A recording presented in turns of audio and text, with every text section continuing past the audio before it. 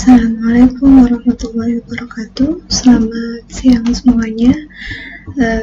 Kita lanjutkan di pertemuan ke-6 kita ya, setelah selesai libur Hari Raya Idul Fitri. Sebelumnya saya ingin mengucapkan minal aidin wal faizin, mohon maaf lahir dan batin apabila selama pertemuan daring ya, pembelajaran perkuliahan daring saya kepada Anda semua ada salah kata atau hilaf yang tidak saya sengaja maupun yang saya sengaja, saya mohon maaf yang sebesar-besarnya. Kemudian kita lanjutkan ya, langsung ke materi. Di pertemuan yang sebelumnya, pertemuan kelima, kita sudah membahas tentang UJT berpasangan. Maka di pertemuan yang ke-6 ini saya lanjutkan tentang analisis varian. Nah, di analisis varian ini yang akan kita bahas adalah nanti saya jelaskan dulu pendahuluannya apa itu analisis varian. Kemudian di analisis varian ada dua topik lagi yang harus saya jelaskan, yaitu ANOVA satu arah, one way ANOVA, sama ANOVA dua arah, two way ANOVA. Nah, jadi supaya kamu paham dulu kenapa kita pada persoalan menggunakan statistik kita perlu menggunakan analisis varian. Jadi setiap perusahaan itu perlu melakukan pengujian terhadap kumpulan hasil pengamatan mengenai sesuatu hal ya. Misalnya terkait hasil penjualan produk, hasil produksi produk, kemudian gaji pekerja di suatu perusahaan misalnya, yang dimana gaji pekerja itu nilainya bervariasi antara satu dengan yang lainnya, jadi bisa berbeda terkait dengan level, tingkatan atau grade yang ada di jabatan. Nah, hal ini biasanya berhubungan dengan varian dan rata-rata yang banyak digunakan untuk membuat kesimpulan melalui penaksiran dan pengujian hipotesis mengenai parameter. Maka dari itu perlu dilakukan analisis varian yang ada dalam cabang ilmu statistika industri, yaitu ANOVA. Nah, penerapan ANOVA dalam dunia industri itu biasanya digunakan untuk menguji rata-rata dari data hasil pengamatan atau hasil observasi yang dilakukan pada sebuah perusahaan ataupun industri. Ya, nah analisis of variance ini atau ANOVA itu adalah suatu metode analisis statistika yang termasuk ke dalam cabang statistika inferensi ya, di mana uji dalam ANOVA ini menggunakan uji F karena dipakai untuk pengujian lebih dari 2 sampel. Nah, dalam praktik, analisis varian ini dapat merupakan uji hipotesis ya, lebih sering dipakai karena uji hipotesis ini, maupun pendugaan ya, yaitu estimation, perpendugaan atau menduga, mengira gitu ya, khususnya di bidang genetika terapan. ANOVA itu biasanya digunakan untuk melakukan analisis komparasi multivariabel ya, harus diingat. Jadi ketika kamu menggunakan analisis multivariabel, komparasi multivariabel, jadi kamu membandingkan dengan banyak variabel, maka perlu digunakan ini ANOVA. Nah, teknik analisis komparatif dengan menggunakan tes T ya, yakni dengan mencari perbedaan yang signifikan dari dua buah mean nilai tengah hanya efektif bila jumlah variabelnya 2. Nah, untuk mengatasi hal tersebut, maka ada teknik analisis komparatif yang lebih baik, yaitu analisis of variance yang disingkat dengan ANOVA. ANOVA biasanya digunakan untuk membandingkan tadi, karena analisis komparatif multivariabel, jadi dia digunakan untuk membandingkan rata-rata populasi ya, bukan ragam populasinya. Diingat ya, jadi ANOVA ini digunakan untuk membandingkan rata-rata populasinya, bukan ragam populasinya. Di mana jenis data yang tepat yang biasanya digunakan untuk ANOVA ini adalah nominal dan ordinal pada variabel bebasnya. Jadi untuk jenis data pada variabel bebasnya, ketika menggunakan analisis ANOVA ini adalah datanya yang tepat adalah data dalam bentuk nominal dan ordinal. pada variabel bebasnya. Jika data pada variabel bebasnya dalam bentuk interval ya atau masih dalam bentuk rasio, maka harus dilakukan pengubahan terlebih dahulu dalam bentuk ordinal atau nominal. Sedangkan untuk variabel terikatnya pada ANOVA ini data yang tepat digunakan adalah data interval atau rasio. Kemudian asumsi dasar analisis varian ya, jadi ada pun asumsi dasar yang harus terpenuhi dalam analisis varian itu adalah satu, yang pertama yaitu kenormalan distribusi data harus normal. Agar data berdistribusi normal maka dapat ditempuh dengan cara memperbanyak jumlah sampel dalam kelompok.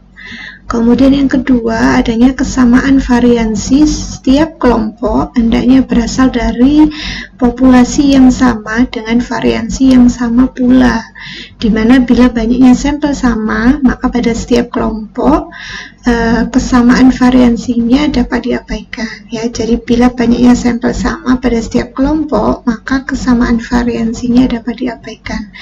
Tapi bila banyak sampel pada masing-masing kelompok tidak sama, maka kesamaan variansi populasi itu sangat diperlukan. Yang ketiga adalah pengamatan bebas sampel itu hendaknya diambil secara random, secara acak, sehingga setiap observasi atau pengamatan itu merupakan informasi yang bebas. Untuk catatan, ANOVA ini lebih valid, lebih akurat digunakan untuk sejumlah sampel yang sama pada setiap kelompoknya. Misalnya masing-masing variabel setiap kelompok jumlah sampel atau respondennya sama-sama 250 orang. Nah, kriteria ANOVA. Jadi ANOVA itu dapat digolongkan ke dalam beberapa kriteria. Yang pertama yaitu klasifikasi satu arah, one way ANOVA. Yang kedua klasifikasi dua arah, two way ANOVA. Dan yang ketiga yaitu klasifikasi banyak arah atau MANOVA. Untuk klasifikasi satu arah, one way ANOVA, ANOVA klasifikasi satu arah ini merupakan ANOVA yang didasarkan pada observasi satu atau pengamatan satu kriteria atau satu faktor yang menimbulkan variasi. Sedangkan untuk klasifikasi dua arah, two way ANOVA, ANOVA klasifikasi dua arah ini merupakan ANOVA yang didasarkan pada pengamatan dua kriteria atau dua faktor yang menimbulkan variasi.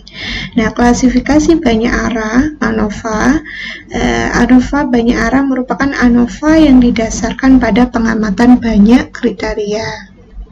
Sekarang kita bahas dulu yaitu ANOVA satu arah beserta nanti contoh studi kasusnya yang bisa kita kerjakan di tool SPSS. ANOVA satu arah atau one way ANOVA ya, ini digunakan apabila yang akan dianalisis itu terdiri dari satu variabel terikat dan satu variabel bebas, di mana interaksi suatu kebersamaan antar faktor dalam mempengaruhi variabel bebas dengan sendirinya pengaruh faktor-faktor secara mandiri telah dihilangkan. Jika terdapat interaksi, berarti efek faktor satu terhadap variabel terkatakan mempunyai garis yang tidak sejajar dengan efek faktor lain terhadap variabel terikat sejajar saling berpotongan.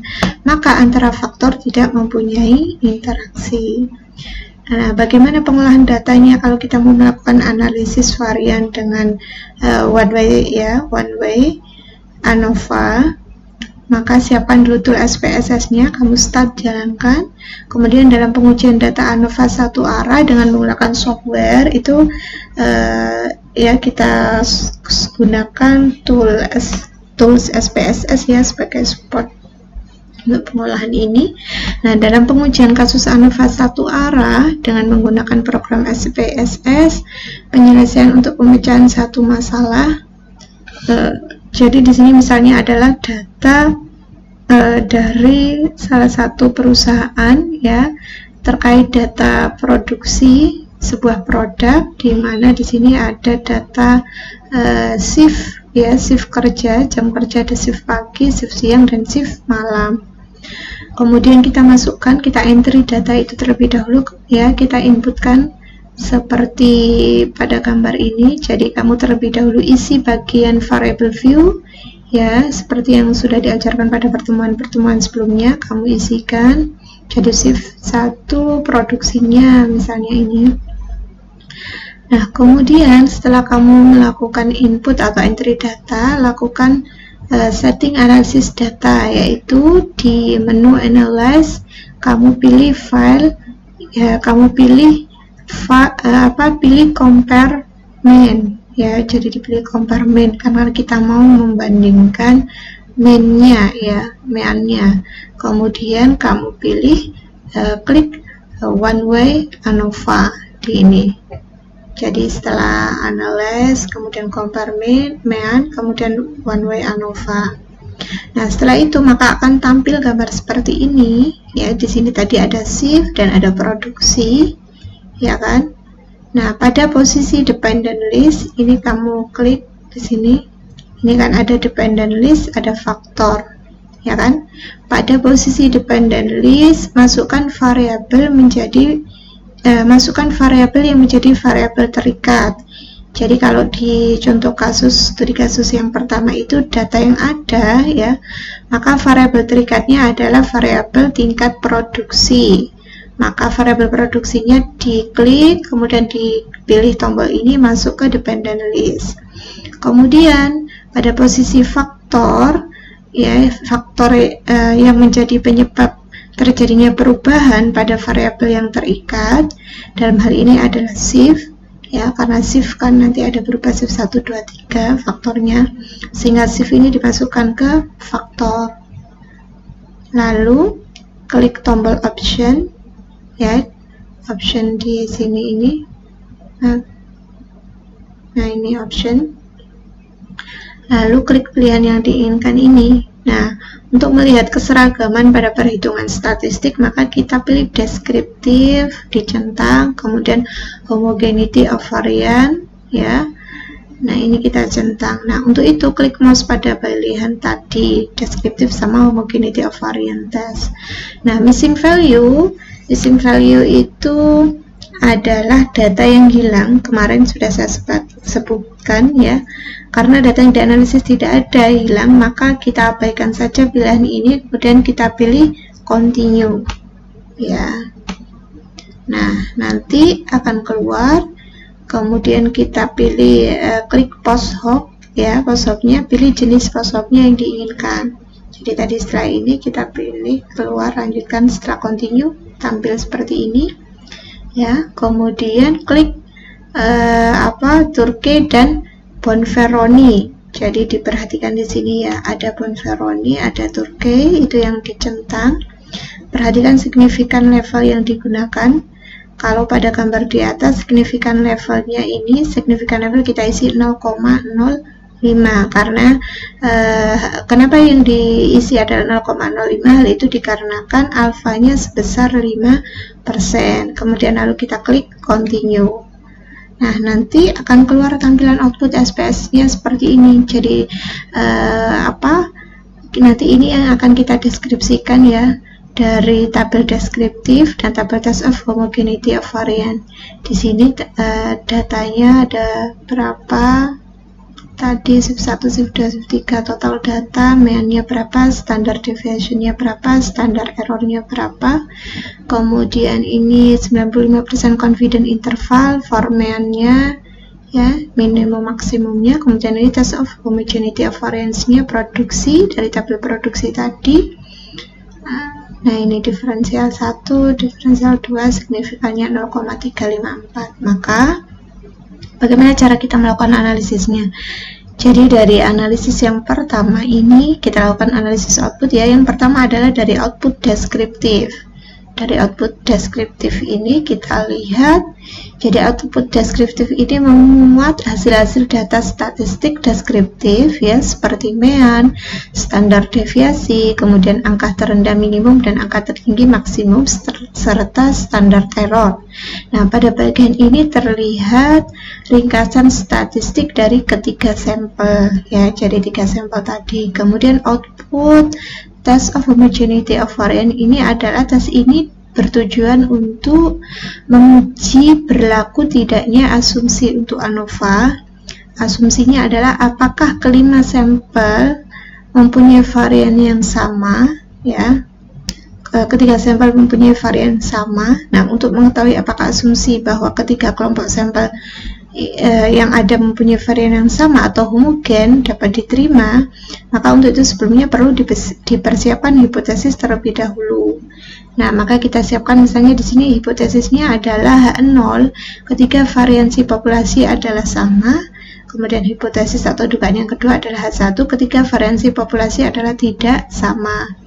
Maka dengan pengambilan keputusan jika signifikannya lebih dari 0,05 maka H0-nya dikatakan diterima, tetapi jika signifikannya kurang dari 0,05 maka H0-nya akan ditolak. Maka berdasarkan hasil yang diperoleh pada tes of homogeneity of variance, di mana dihasilkan bahwa probabilitas atau signifikannya adalah 0,354, ya di sini 0,354, maka hal itu berarti lebih besar dari 0,05. Karena lebih besar dari 0,05 maka ini menjadi keputusan yang pertama, sehingga disimpulkan bahwa hipotesis 0 atau H0 itu diterima, yang berarti asumsinya ketika varian populasi sampel tadi adalah sama atau homogen atau dapat diterima.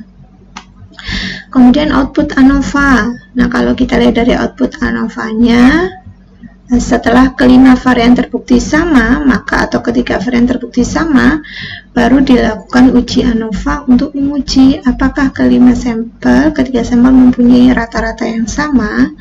Output ANOVA adalah akhir dari perhitungan yang digunakan sebagai penentuan analisis terhadap hipotesis yang akan diterima atau ditolak. Maaf ya, ini redaksinya tipu. Nah, selanjutkan, dalam hal ini hipotesis yang akan diuji adalah H0 tidak ada perbedaan rata-rata hasil penjualan dengan menggunakan jenis kemasan yang berbeda. Artinya sama karena tidak ada perbedaan. H1 ada perbedaan rata-rata hasil penjualan dengan menggunakan jenis kemasan yang berbeda atau tidak sama. Nah, maka kalau dilihat di sini untuk menentukan H0 atau HA diterima, maka ketentuannya harus dibuat terlebih dahulu, ya. Kita berpatokan dari F hitung tadi, karena ketika kita menggunakan ANOVA itu yang dijadikan patokan ada yang dihitung F hitungnya, ya. Jika F hitung, tabel F hitung lebih besar dari F tabel, maka H0-nya ditolak. Tetapi jika F hitung kurang dari F tabel, maka H0-nya diterima. Nah, jika signifikan atau probabilitas lebih besar dari 0,05, maka H0 diterima. Dan jika signifikan atau probabilitasnya kurang dari 0,05, maka H0 ditolak. Maka di tabel F tabel ANOVA di sini kita lihat, ya, F-nya adalah 3,941 dengan signifikannya 0,030. Maka berdasar pada hasil yang diperoleh pada uji ANOVA, ya, kita bisa lihat F hitungnya sama dengan lebih besar dari F tabel. Jadi F tabelnya adalah 3,941. F hitungnya biasanya ada, ya, kita searching di Google gitu ada tabel F hitung. Nah, nanti kita lihat. Berarti H0 ditolak dan yang menerima HA. Sedangkan untuk nilai probabilitas kita lihat di sini 0,030. 0,030 itu kurang dari 0,05, maka hipotesis 0 H0-nya ditolak. Hal ini menunjukkan bahwa ada perbedaan rata-rata hasil produksi dengan shift pagi, siang, dan malam. Nah, lantas bagaimana dengan output tes post-hoc-nya? Maka post-hoc dilakukan tujuannya adalah untuk mengetahui kelompok mana yang berbeda dan yang tidak berbeda. Ini bisa dilakukan bila F hitungnya menunjukkan ada perbedaan, ya. Tetapi kalau F hitungnya menunjukkan tidak ada perbedaan, maka analisis sesudah ANOVA tadi tidak diperlukan lagi. Nah, ini kita lihat multiple comparison, ya. Jadi perbandingan dengan banyak variabel tadi, ya. Jadi di sini dependent variabelnya adalah produksi, ya. Variabel dependennya, variabel terikatnya, ya. Nah, di sini adalah Turki, HSD, Bonferroni. Kita lihat shift 1. shift-nya ya, 1, 2, 1, kemudian ada main difference, maaf, standar error ini signifikan. Nah, dari sini, di sini the main difference is significant at the 0,05 level. Ya, dari tabel ini kita bisa, kemudian dari tabel produksi yang kedua, di sini kita bisa menuliskan, deskripsikan. Jadi dari tabel di atas dapat dilihat bahwa perbedaan mean shift 1 dan shift 2 itu adalah sebesar 0,3636 ya. Perbedaan shift 1 dan shift 2 adalah 0,36364 ini ya, yang ini. Nah, rata-rata lebih kecil ya, rata-rata lebih kecil banyak 0,36364 poin dibanding shift 2, itu maksudnya. Kemudian angka tersebut itu berasal dari mean shift 1, di mana mean shift satunya adalah 68,634 dari shift 1 ini.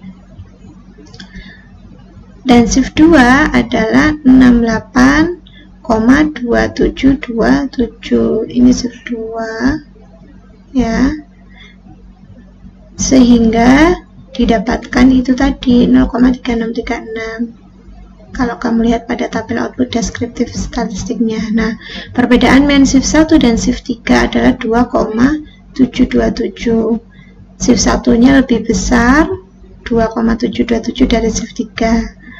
Angka itu berasal dari mean shift 1 ya, 68,6364 dan shift 3 65,9, sehingga didapatkan 2,727. Nah, selanjutnya bisa kita bandingkan ya, untuk dibandingkan shift berikutnya, sehingga kita bisa buat catatan hasil uji signifikansi dengan mudah bisa dilihat pada output ya, dengan ada atau tidak adanya tanda bintang pada kolom mean difference. Pada kolom mean difference di sini ada nggak tanda bintang ya, ini yang ini Bonvareni 2, shift 2 dengan shift 1 0,36364 itu ya, ini shift 2 dengan shift 1. Nah, sehingga jika tanda bintang ada di angka mean difference, maka perbedaan tersebut nyata atau signifikan. Jika tidak ada tanda itu, maka perbedaan tidak signifikan. Interpretasinya, jika kita tarik interpretasi, maka shift yang paling baik untuk meningkatkan produksi itu adalah shift 1 daripada shift 2 dan shift 3. Hal ini dapat dilihat dari jumlah rata-rata tertinggi pada shift 1. Ya, jumlah rata-rata tertinggi pada shift 1 adalah rata-rata tertingginya itu ada signifikan 0,36364. Nah, sedangkan yang kurang baik dalam meningkatkan jumlah produksi adalah shift 3. Nah, ada perbedaan tingkat produksi pada shift 1 dan shift 3, dan tidak ada perbedaan tingkat produksi pada shift 1 dan shift 2. Shift 2 dan shift 3 itu juga tidak ada. Sehingga ada pengaruh yang signifikan antara produksi pada shift 1 dan shift 3. Ya, itu tadi pada ANOVA satu arah, one way ANOVA. Nah, bagaimana kalau untuk two way ANOVA, one way dua arah? Jadi ANOVA dua arah ini digunakan bila sumber keragaman yang terjadi tidak hanya karena satu faktor perlakuan ya, tetapi ada faktor lain yang mungkin menjadi sumber keragaman respon juga harus diperhatikan. Faktor lain ini bisa berlaku lain atau faktor yang sudah terkondisi, di mana pertimbangan memasukkan faktor kedua sebagai sumber keragaman ini perlu bila faktor itu dikelompokkan ya, sehingga keragaman antar kelompok sangat besar tetapi kecil dalam kelompok yang sendiri. Tujuan dari pengujian ANOVA dua arah itu adalah untuk mengetahui apakah ada pengaruh dari berbagai kriteria yang diuji terhadap hasil yang diinginkan. Misalnya, seorang manajer teknik menguji apakah ada pengaruh antara jenis pelumas yang digunakan pada roda pendorong dengan kecepatan roda pendorong terhadap hasil pengayaman sebuah karung plastik ya pada mesin sirkular. Nah, contoh di sini Studi kasus yang pertama, misalnya ingin diketahui apakah jurusan dan gender, ya, jurusan dan gender itu mempengaruhi skor tes potensi akademik mahasiswa. Nah, di sini ada tiga jurusan ya, akuntansi, manajemen, dan ilmu ekonomi. Kemudian ada gender laki-laki dan perempuan dengan hasil tes potensi akademiknya masing-masing. Lalu kita mau melakukan pengujian kasus ANOVA 2-way ini ya, 2 arah, 2-way ANOVA dengan menggunakan program SPSS. Sama seperti tadi, datanya kita inputkan dulu, kita mulai start, kemudian masukkan ke menu data, kolom data view ya, data view diinputkan di entry ya. Ini diperhatikan, yang perlu diperhatikan pada pengisiannya, untuk variable name-nya tidak boleh ada spasi ya. Kemudian kita inputkan, setelah itu langkah berikutnya kita klik analyze ya. Kemudian kita pilih general linear model ya, general linear model. Kemudian kita pilih univariate. Ini ada univariate, ada multivariate, dan ada recurrent maintenance. Sama-sama Pak. Nggih, monggo. Itu Kak. Nggak apa-apa. Kak kayak hari pertama. Ya, Rabu kadangan. Nah, setelah itu, setelah dipilih univariate, kemudian pada kolom dependent variable ya, ada dependent variable dan ada faktor seperti yang tadi di one way ANOVA. Kalau pada two way ANOVA yang di variable dependent variable ini, yang dimasukkan adalah skor tes potensi akademiknya. Kemudian yang di fix faktor itu yang dipilih adalah jurusan ya, jurusan sama tingkat gender. Lalu diklik OK ya, jangan lupa masukkan random faktornya tadi. Lalu kita klik plot ya, horizontal axis jurusan. Nah, ini faktornya gender dan jurusan. Kemudian plotnya yang dipilih adalah jurusan gender ini. Setelah itu klik post hub-nya, kita masukkan variabel yang akan diuji ya. Nah, di sini post hub kita pilih jurusan, kemudian ini kita pilih 2G. Kalau sudah, klik option ya. Nah, ini setelah itu kita klik continue, maka hasil outputnya diperoleh di sini, nilai signifikannya ya, untuk shift 1, shift 2 untuk diferensi 1, 2 pada gender, jurusan. Maka kalau mau dideskripsikan, diuji interaksi, uji efek faktor gender dan jurusan. Nah, dilihat di sini H0 alfa 1 sama dengan alfa 2, tidak ada efek faktor jurusan. H1 minimal ada 1 ya, tidak sama dengan 0. Begitu juga pada uji efek faktor gender, H0 alfa 1 sama dengan alfa 2. Nah, ini nanti cara menyimpulkannya, mendeskripsikan dari hasil tabel output bisa sama seperti ini ya. Sehingga jadi ada efek faktor jurusan untuk data tersebut pada tingkat signifikan 5%, karena faktor jurusan itu mempengaruhi skor tes potensi akademik mahasiswa secara signifikan ya. Kesimpulannya, dapat juga disimpulkan bahwa terdapat perbedaan skor tes potensi akademik yang signifikan antara mahasiswa dari jurusan akuntansi dan manajemen, sedangkan antara jurusan akuntansi dan ilmu ekonomi serta jurusan ilmu ekonomi dan jurusan manajemen tidak ada perbedaan yang signifikan dalam hasil skor tes potensi akademiknya. Ini kalau kesimpulannya ya. Jadi ini tadi adalah tentang analisis varian one way ANOVA dan two way ANOVA. Kalau ada yang belum paham, mau ditanyakan silahkan, atau mau nanti bisa di grup WA kelas atau di message yang ada di learning management system kita ya di Spada. Saya tunggu kalau ada yang mau didiskusikan. Saya tutup dulu, saya akhiri. Assalamualaikum warahmatullahi wabarakatuh.